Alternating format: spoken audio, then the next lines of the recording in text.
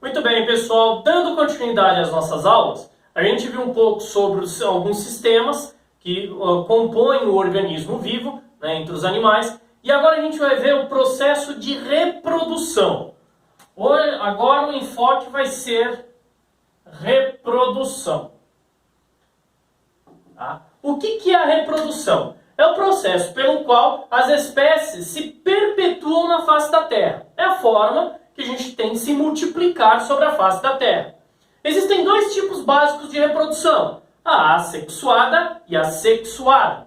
Na reprodução assexuada são produzidos descendentes idênticos ao genitor.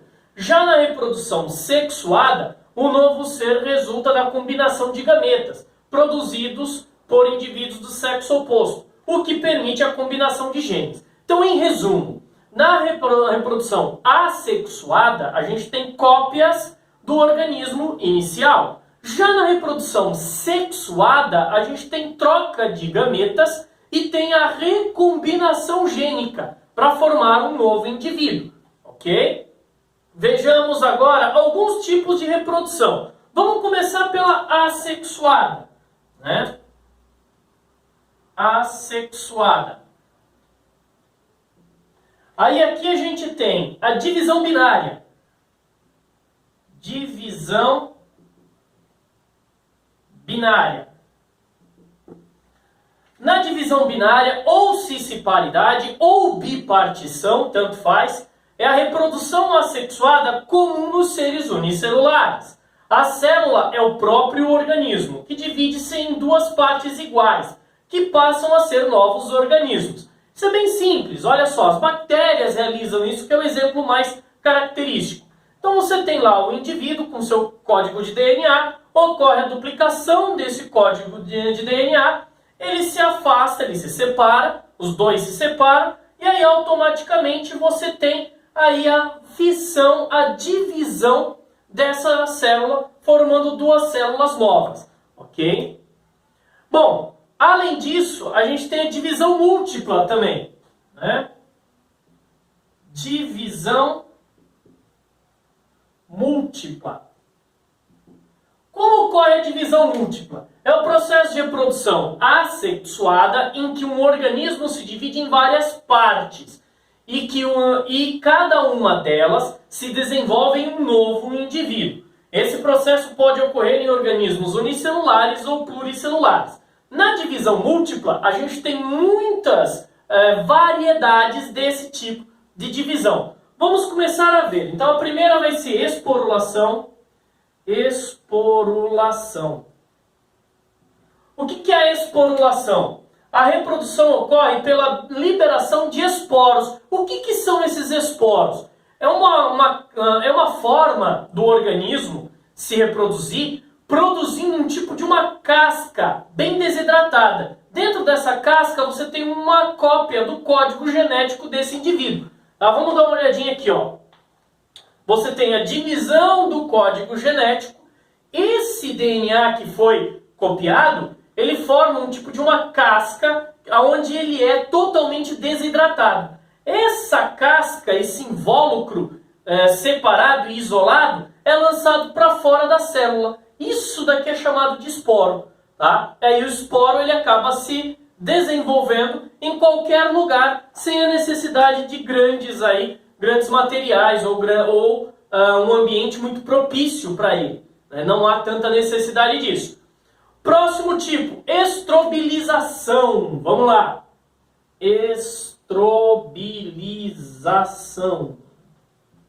O que é a estrobilização? Consiste numa fragmentação transversal que ocorre em animais pluricelulares, como é o caso de selenterados ou dos quinidários, nos quais o pólipo, que é a forma fixa, se estrobiliza, formam pedaços dele. Olha aqui, ó. Você tem o pólipo, aqui fica melhor, ele se divide em múltiplos pedaços, cada pedacinho vai formar um indivíduo novo, que é a medusa.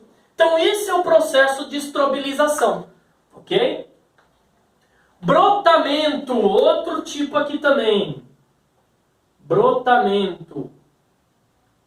Como funciona o brotamento? consiste no aparecimento de brotos ou gêmulas na superfície do corpo de alguns organismos, que pode ou não se destacar do organismo inicial. Quando se mantêm ligados, formam colônias. Quando não, formam indivíduos separados. É muito comum entre os corais. Olha aqui, ó, nesse caso você tem um organismo inicial, forma-se um broto. Ó. O broto começa a crescer até que ele acaba se soltando do organismo inicial.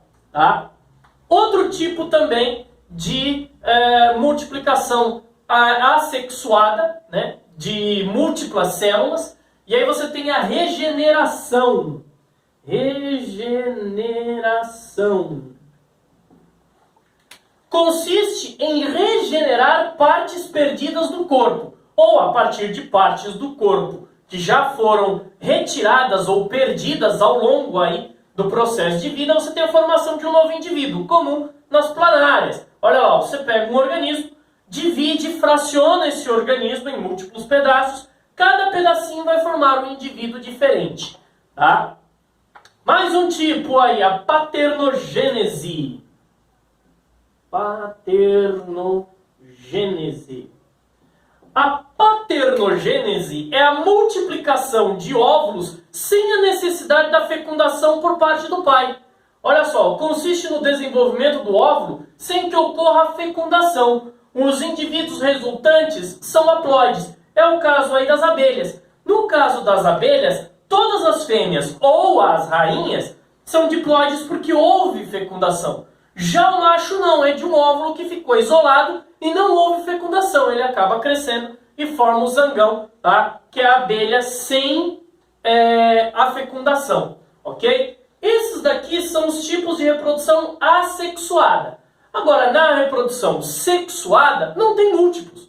Não tem múltiplas formas. Tá? Ocorre na maioria dos grupos de seres vivos da face da Terra. Envolve mistura de genes, recombinações gênicas e fecundação. Na reprodução sexuada, o número de descendentes, em geral, é menor do que na reprodução assexuada. Enquanto que na assexuada, você consegue se multiplicar em múltiplos, em dezenas, até quase centenas, em questão de minutos, na reprodução sexuada isso não é possível. Isso demora para ocorrer e normalmente os múltiplos são poucos, tá? Aqui nesse tipo de reprodução.